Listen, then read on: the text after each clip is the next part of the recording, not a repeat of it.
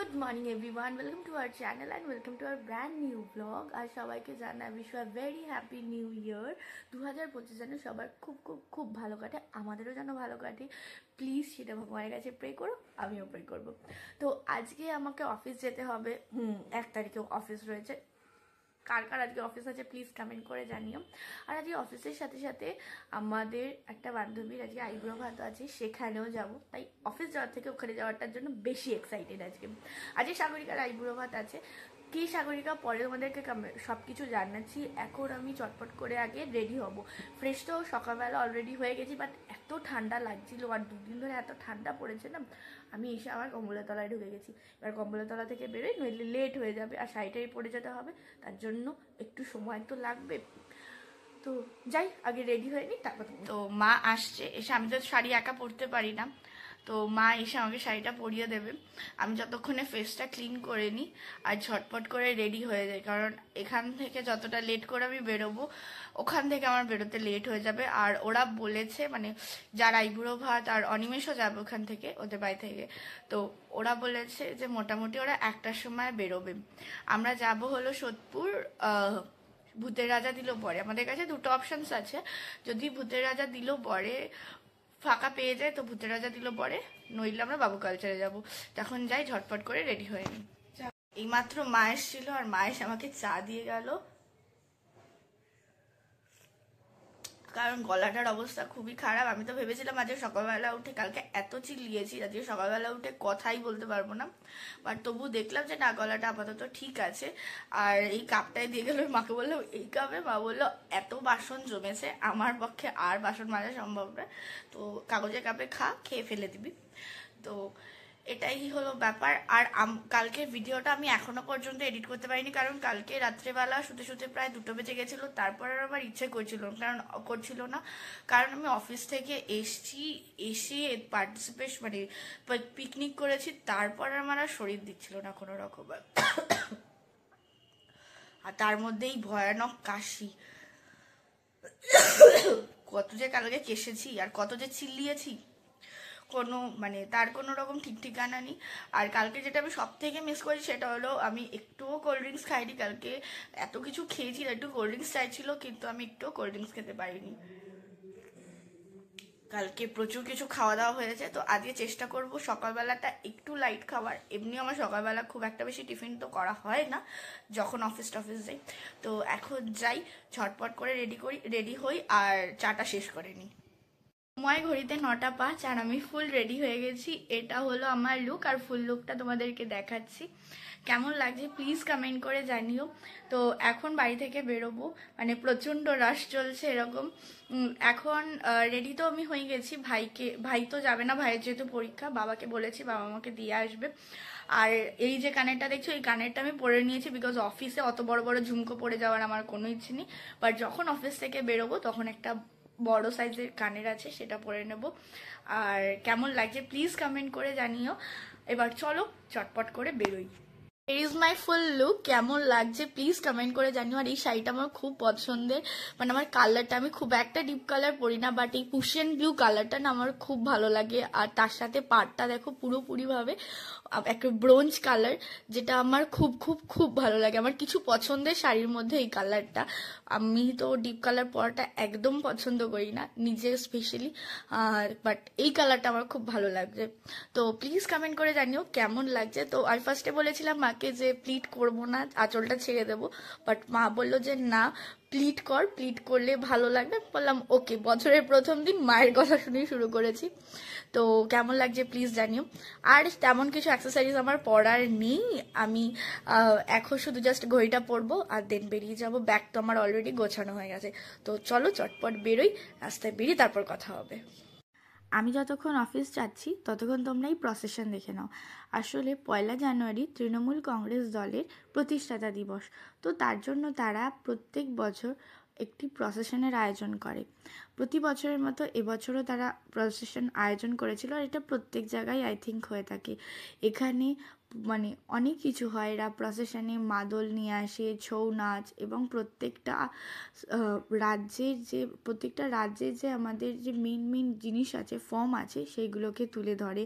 আমাদের বাংলার প্রত্যেকটা ফর্ম, যেরকম যদি বলি আমি ডান্সের দিক থেকে, ছৌ ডান্স বলো, অসমিয়া ডান্স বলো, আরও অনেকগুলো ভার্সন আছে ডান্সের, আমি ঠিক সেরকম পুরোটা জানি না, সেইগুলোকে নিয়ে আসে। আমি প্রতি বছর দেখি, এখান থেকে যতটুকু জানি বুঝি ততটুকুই বলছি।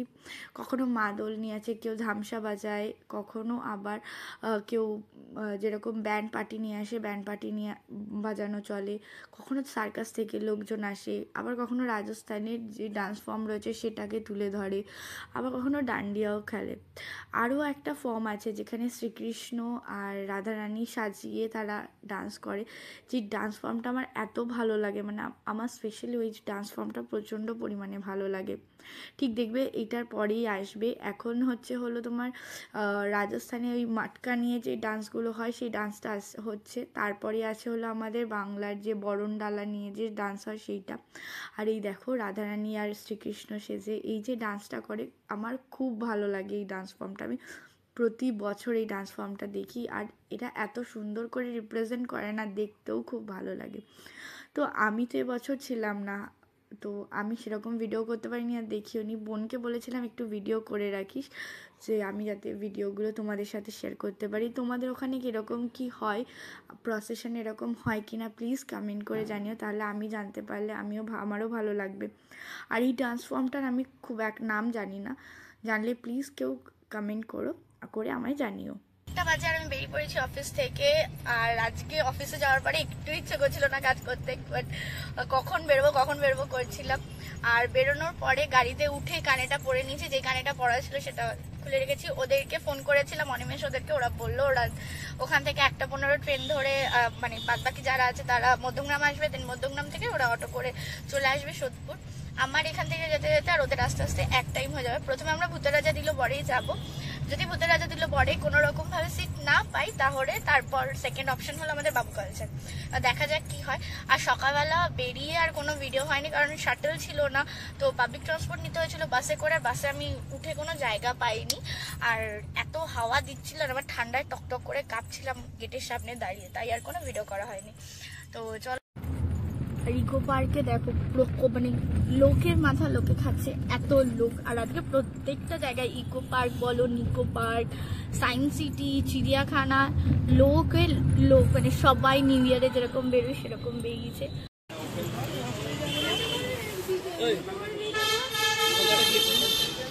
এক নম্বর থেকে যাচ্ছিলাম, অনেকগুলো গোলাপের দোকান ছিল, তো ভাবলাম একটু গোলাপ নিয়ে নিই স্যারের জন্য, তো স্যারের জন্য গোলাপ নিয়ে নিয়েছি। আরেকটা জিনিসও নিই, সেটা হলো গ্রিটিংস কার্ড, যেটা আমরা দুজনকে প্রত্যেক বছর দিই, কিন্তু আমি এখনো পর্যন্ত গ্রিটিংস কার্ড পাইনি, আর কালকে কেনা হয়নি।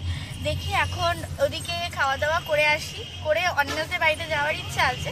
যদি অনিমেষদের বাড়ির ওদিকে যাই আর কোনো বই খাতা দোকান খোলা পাই, তাহলে গ্রিটিংস কার্ড কিনে নেব। আর আমি অলরেডি 1 নম্বর পার করে গেছি, এখন মোটামুটি বিরাটির কাছাকাছি চলে এসেছি। এখন দেখি কতক্ষণ সময় লাগে। ওদেরকেও ফোন করেছিলাম, ওরা বললো যে ওরা বেরিয়ে গেছে অলরেডি, তো দেখি কতক্ষণ লাগে। সময় এখন 2টো, ওরাও অলরেডি পৌঁছে গেছে আই থিঙ্ক, কারণ ওরা বললো অনেকক্ষণ আগে বেরিয়েছে, আর আমিও অলমোস্ট চলে এসেছি, আর 1-2 মিনিট লাগবে পৌঁছতে। এবার যাই গিয়ে দেখি। আমার রেস্টুরেন্টে ঢুকতে ওরা আগে চলে গেছিলো, তো ওরা টেবিল বুক করে খাবার অর্ডার দেওয়া স্টার্ট করে দিয়েছিল। আর এই যে দেখছো আমাদের বিয়ের কোণে একদম হালকা ফুলকা সেজে এসেছিলো, তো আমরা তাই বললাম একটুখানি সেজে গুজে নিই। এই যে আর আমরা সবাই এখানে বসে রয়েছি, আর এর মধ্যেই ওরা ওদের যে আইবুড়ো ভাতের জন্য যা যা সরঞ্জাম দেয়, বরণগুলো, পাখা, পায়েস, চকলেট, পঞ্চপ্রদীপ, মালা, টোপর সব কিছু দিয়ে গেছিলো। সেগুলোই আমি আর দেবারতী বলে আমার আরেকটা বান্ধবী আছে, ওকে রেডি করে দিচ্ছিলাম। এখানে দেখো এই যে ভূতের রাজা দিল বলে যে চকলেটটা রয়েছে, সেটা ওখান থেকে গিফট করে, এত ভালো খেতে, কিছু বলার নেই। তারপর ওরা প্রদীপটাও ধরিয়ে দিয়েছিল।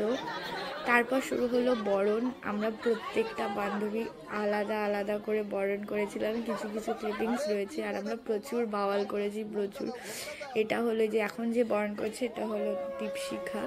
তো ওকে নিয়ে আমরা মানে প্রচণ্ড পরিমাণে খিল্লি মারছিলাম, আর বারবার করে টোপরটা সেটই করতে পারছিলাম না, টোপরটা বারবার করে খুলে যাচ্ছিল। তো যার বিয়ে সে হলো সাগরিকা। সাগরিকা চয়নিকা দুই বোন। তো সাগরিকা বড়, তো সাগরিকার বিয়ে হচ্ছে, সাগরিকা আমাদের ফ্রেন্ড। তো সেগুলো আমরা তাই ওকে আইব্রো ভাত দিতে নিয়ে এসেছিলাম।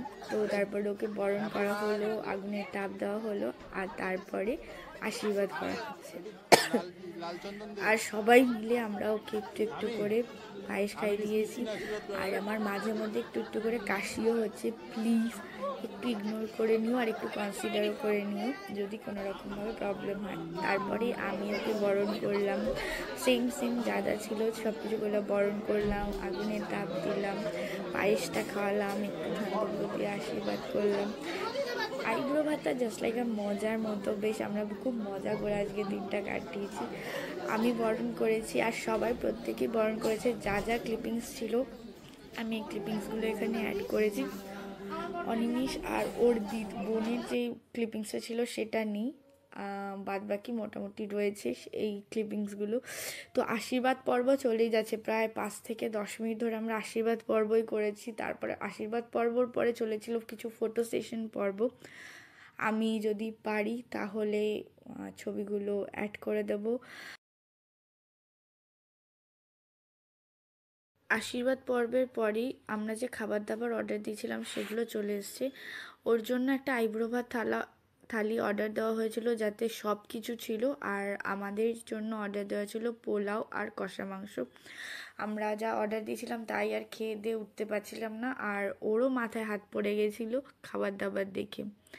তারপর আর কি ছবি টবি তোলার পরে আমরা সবাই মিলে ওকে অল্প অল্প করে প্রত্যেকটা আইটেম একসাথে নিয়ে খাইয়ে দিলাম, যাতে আমরা খাইয়ে দেওয়ার পরেও খাওয়ানো শুরু করতে পারে। আমি স্টার্ট করলাম একটু একটু করে, ওকে আমি একটু পোলাও আর মাংস দিলাম। তারপর আস্তে আস্তে দেবারতী, দীপশিখা, অনিমেষ সবাই মিলে ওকে একটু একটু করে খাইয়ে দিল। চয়নিকাও একটুখানি ওকে ফিশ ফ্রাই খাইয়ে দিল, যাতে ও তারপর একটু একটু করে খাওয়া দাওয়া শুরু করতে পারে। আজকে খাওয়া দাওয়ার ওখানে বিশাল মজা হয়েছে, আমরা বিশাল মজা করেছি। আর অনিমেষ মানে যা সবার পেছনে লেগেছে আর কিছু আর বলার নেই। ওখানে যেহেতু গান বাজছিল, আমি যার জন্য দিতে পারিনি অডিওটা, ওখানে কপিরাইট চলে আসতো এর জন্যই আর কি। তারপর ওকে খাইয়ে দাইয়েই দিয়ে আমরা আস্তে আস্তে করে খাওয়া দাওয়া স্টার্ট করলাম। দেবারতীর একবার খাওয়ানো হয়ে গেছিলো, তারপরেও আবার ভিডিও করার জন্য আমরা আবার ওকে জোর করলাম, তারপরে ওকে আবার খাওয়ানো হলো। তারপর আমরা আস্তে আস্তে খাওয়া দাওয়া শুরু করলাম, ও খাওয়া দাওয়া শুরু করলো, আমরাও ওর থেকে শেয়ার করে খাওয়া দাওয়া শুরু করলাম। তা চলো খাওয়া দাওয়া শেষ করি, দেন তারপর আবার তোমাদের সাথে কথা হচ্ছে। খাওয়া দাওয়া শেষ করে আমরা বাইরে চলে আসি, তারপর কিছু ফটো সেশন চলে, আর ফটো সেশনের পরে আমরা বাড়িও চলে আসি। আর এটা হলো ভূতের রাজা দিল পরে বাইরের অ্যাম্বিয়েন্সটা, যেহেতু হাওয়া দিচ্ছিল আর একটু ঠান্ডা ঠান্ডা ছিল আর রোদটা উঠেছিল, খুব ভালো লাগছিল। বাড়ি আসলাম, বাড়ি মানে অনিমেষদের বাড়িতে চলে আসি। দেন আমি একটু টায়ার্ড হয়ে একটু শুয়েছিলাম। তারপর মামা বলল যে একটু মেলায় যাবে, তো আমিও রেডি হয়ে গেলাম, ওদিকে কাকিমাও রেডি হয়ে গেছে, অনিমেষও রেডি হয়ে গেল। আর আমি তো শাড়ি পরে এসেছিলাম, শাড়ি পরে যাব না বলে মামির কাছ থেকে একটা ট্রাউজার নয় প্লাজো নিলাম, আর অনিমেষের জামা কাপড় পরে মেলা ঘুরতে চলে গিয়েছিলাম। ওখানে মামি ছিল, মামা ছিল, আর অনিমেষের মা আর আমি আর অনিমেষ, এই 5 জন মিলে আমরা মেলা ঘুরতে বেরিয়েছিলাম। মানে বাইরে এত ঠান্ডা, মানে এত ঠান্ডা, কানটা খোলা রাখা যাচ্ছে না। মানে আমি তো মাথায় টুপিটা দিতে পারছিলাম না আমার ক্লিপের জন্য, আমি বুঝতে পারছিলাম যে আমার কীরকম ঠান্ডা লাগছে, মনে হচ্ছে যেন কান দিয়ে এসে হাওয়াগুলো ঢুকছে। যাই হোক, সবাই মিলে গল্প করতে করতে টোটোতে করে চলে গেলাম চৌমাথা। জানোই চৌমাথাতে এখন এই জানুয়ারি সিজনটাতে প্রচুর মেলা হয়, কখনো সুভাষ মেলা, যারা মধ্যমগ্রামে থাকো তারা তো জানোই, কখনো সুভাষ মেলা, কখনো বই মেলা, কখনো পুষ্প মেলা চলে, আর এখন আমরা যেটা যাচ্ছি সেটা হলো পরিবেশ মেলা চলছে। আর আমি এখানে ক্যামেরাটা অ্যাডজাস্টই করতে পারছিলাম না, যে কখনো মুখটা খুব জুম মানে ব্যাক ক্যামেরায় মুখগুলো বড্ড বড় বড় লাগছিলো, কখনো ছোট, তো বারবার করে আমি ক্যামেরাটা নিয়ে ঠিক করছিলাম যাতে ঠিকঠাকভাবে হয়ে যায়। আর এরকমভাবে গল্প করতে করতে আমরা সবাই মিলে গল্প করতে করতে আর ক্যামেরা সেট আপ ঠিক করতে করতে আমরা চৌমাথা চলে আসি। চৌমাথাটা সরি মধ্যমগ্রাম চৌমাথা অলওয়েজ ভিড় থাকে, মানে আমি কখনো এই মধ্যমগ্রাম শহরটার মধ্যে এসে কখনো আমি দেখিনি যে একটুখানি খালি রয়েছে। অল টাইম ভিড়, অল টাইম কনজাস্টেড। তো তাই একদম এটা যেহেতু যশোর রোডের ওপরে হচ্ছিল, তো গাড়ি ঘোড়া কন্টিনিউয়াস চলছিল। তো এই হলো মেলার এন্ট্রান্সটা, খুব সুন্দর করে সাজানো হয়েছে। আজকে খুব একটা বেশি ভিড় ছিল না, আসলে আমরা যখন গেছি তখনও ভিড়টা স্টার্ট হয়নি। আর এখানে মেলাও যেরকম হচ্ছিলো, সেরপর সাংস্কৃতিক অনুষ্ঠান, কালচারাল প্রোগ্রামও চলছিল, অনেক আর্টিস্ট এসেছিলো। এই কদিন মানে অনেক দিন আগে থেকে শুরু হয়েছে, তো কদিন ধরে প্রচুর আর্টিস্ট এসছে। আমার একটাতেও যাওয়া হয়নি। সোমলতা এসেছিলো কোনো একদিন, মনে হয় আরও অনেকে এসেছিলো। সোমলতারটা আমার মনে আছে বিকজ আমার অফিসের এক কালিগস গেছিলো। এখানে আমি আর মামি একটু ভিডিও করে নিচ্ছিলাম। মামি প্রথমে ভেবেছিলাম একটু ফটো তুলছি, তাই মামি জাস্ট দাঁড়িয়ে পড়েছে। তারপর মামিকে বললাম, কাকিমাকে ডাকার চেষ্টা করলাম, বাট কাকিমা বুঝতে পারলো না। তো তারপর আর কি আমি একটু ঘুরে ঘুরে ভিডিও করছিলাম। এখানে পরপর অনেক কিছু করা হয়েছে, কিছু স্কুলের মানে মধ্যে কম্পিটিশন ছিল, মানে আমাদের নিউ ব্যারাকপুর, মধ্যমগ্রাম, বারাসাতের মধ্যেই যে স্কুলগুলো আছে তাদের সাথে কিছু কম্পিটিশন ছিল, তাদের মডেল ইউনিকের। আর এখানে কিছু স্বনির্ভর গোষ্ঠীর কিছু কাজবাজ ছিল, সেইগুলো রয়েছে, ছোট ছোট প্রজেক্টগুলো রয়েছে। আর এখানে সবথেকে ছিল হলো মিনিয়েচার যে প্রজেক্টগুলো হয় সেরকম, মানে আমরা যেটা দেখছি বড় আকারে, সেই জিনিসটাকে ছোট আকারে এই বাসটার ভেতরে রিপ্রেজেন্ট করা আছে, কিভাবে এনার্জেটিকভাবে সেটা করা যায়। এই যে মেশিন ইন এভরিডে লাইফ, সেটাই মানে আমরা এভরিডে যে কাজগুলো করছি সেইগুলো, প্রত্যেকটা জিনিস, ট্রাক্টর চালানো, জমি লাইট জ্বালানো, এগুলো কিভাবে হচ্ছে, এই যে যন্ত্রপাতিগুলো কিভাবে চলছে, কীভাবে ইউজ করা হচ্ছে, সেইগুলোই পরপর এরকমভাবে দেওয়া রয়েছে। আর আমার এই জিনিসগুলো খুব ভালো লাগে। বাচ্চাগুলো ওখানে ওগুলো সব ট্রাই করছে। ওখানে একটা বাটন ছিল, বাটনটাতে প্রেস করলেই ওই যে দেখো মেয়েটা করছে, কখনো এটা জাস্ট ঘুরিয়ে দিলেই ও পরপর করে ওর মুভমেন্টগুলো দেখায়। আর এখানে একটা ফ্লাওয়ার গার্ডেনিং, মানে খুব একটা তো পুষ্পমেলা নয়, তো কিছু ফুল। এত কাশি হচ্ছে যে আমি পুরো কন্টিনিউ ভিডিও করতে পারছিলাম না, অডিওটা দিতে পারছি না, ভয়েস ওভারটা। তারপর আর কি গার্ডেনিং দেখে আমরা এদিকে চলে আসলাম। এদিকে ওই গাড়িটার দু সাইডেই ছিল মিনিয়েচারগুলো, তো আমি মিনিয়েচারের ভিডিওগুলো করছিলাম।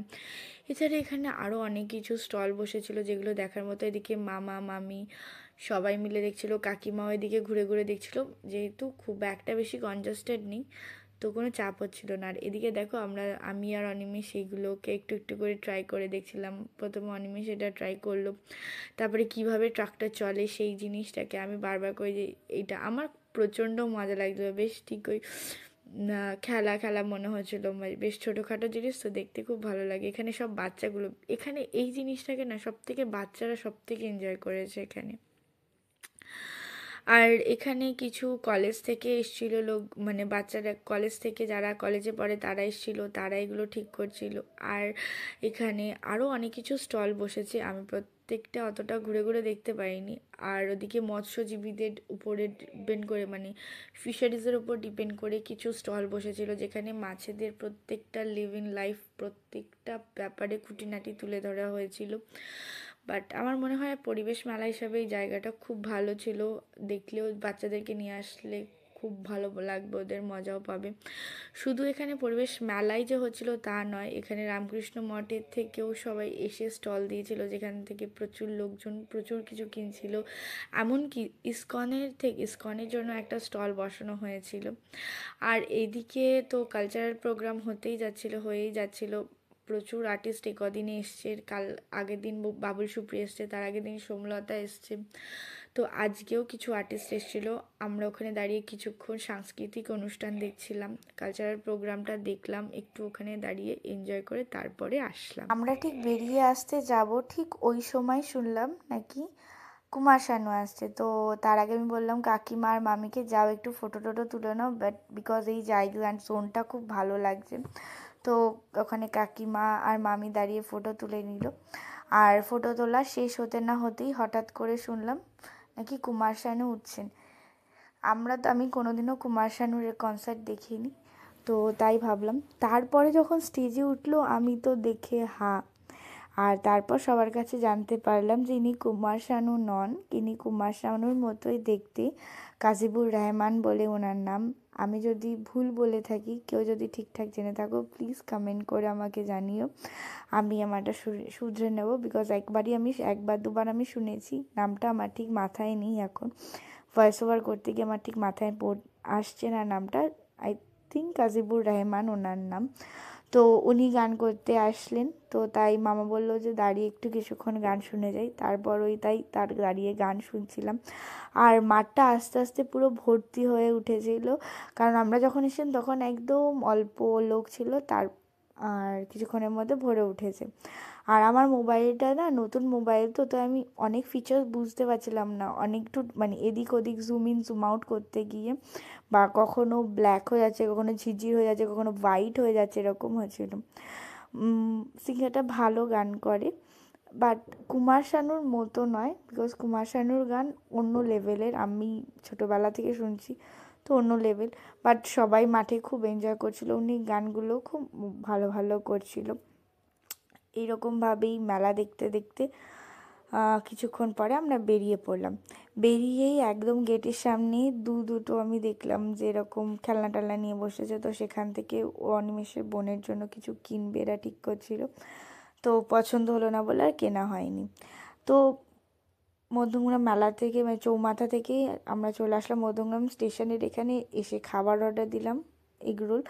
তো এগরোলটা হতে হতেই আমরা এদিকে এসে দেখলাম পথনাটিকা হচ্ছে। আমারও পথনাটিকা কোনো দিনও দেখা হয়নি ফেসবুক ছাড়া, আমি এই প্রথম পথনাটিকা দেখলাম, আর আমার পথনাটিকা দেখে খুব ভালো লাগছিল। এখনও যে এই জিনিসটাকে লোকে প্রেফার করে, বা এই লোকজন যে এত লোকজন যে দাঁড়িয়ে দেখেও ভালো লাগলো। ওদিকে কাকিমা মামি অনিমেষ সবাই দাঁড়িয়ে দাঁড়িয়ে দেখছিল, আমি এদিকে এসে একটু ভিডিও করে নিলাম। তারপর ওরা বাড়ি চলে গেল, আমাকে অনিমেষ স্টেশনে ছাড়তে এসেছিল। স্টেশনে ঢুকতে ঢুকতেই দেখলাম ট্রেন দিয়ে দিয়েছে। তো আর কি, এবার চলো বিদায়ের সময় দুজনকে টাটা বাই বাই করে বাড়ির দিকে আমরা রওনা দিলাম। অনিমেষ আমাকে ট্রেনে তুলে দিল, আর আমি এদিকে বাড়িতে চলে আসলাম, আর ও ওদিকে বাড়িতে চলে গেল। এইভাবেই আজকের দিনটা আমরা কাটালাম ফ্যামিলি ফ্রেন্ডস সবার সাথে। চল এবার আমি বাড়িতে যাই, দেন গিয়ে ফ্রেশ হই, তারপর তোমাদের সাথে আবার কথা হবে। আর প্লিজ কমেন্ট করে জানিও কীভাবে তোমরা এনজয় করলে আজকের দিনটা। সময় 9:21, আর আমি এই সবেমাত্র বাড়িতে আসলাম। গেছিলাম এক লুকে, আসলাম আরেক লুক। আর এই যে জামাটা দেখছো, এই জামাটা অনিমেষ শান্তিনিকেতনে গিয়ে কিনেছিল, বাট এখন ওর আর হয় না, তাই আমি এই জামাটা পরে নিয়েছি। আর জামাটা না মানে আমি একটা জিনিস দেখেছি, বাবা ভাই অনিমেষের, আমি ওদের প্রত্যেকের পুরনো জামা যা আছে আমি সেগুলো পরি, বড্ড কমফোর্টেবল লাগে আমার তো বাবা জামা পরতে ব্যাপক লাগে। কে কে এরকম বাবা ভাইয়ের জামা পরো প্লিজ কমেন্ট করে জানিও।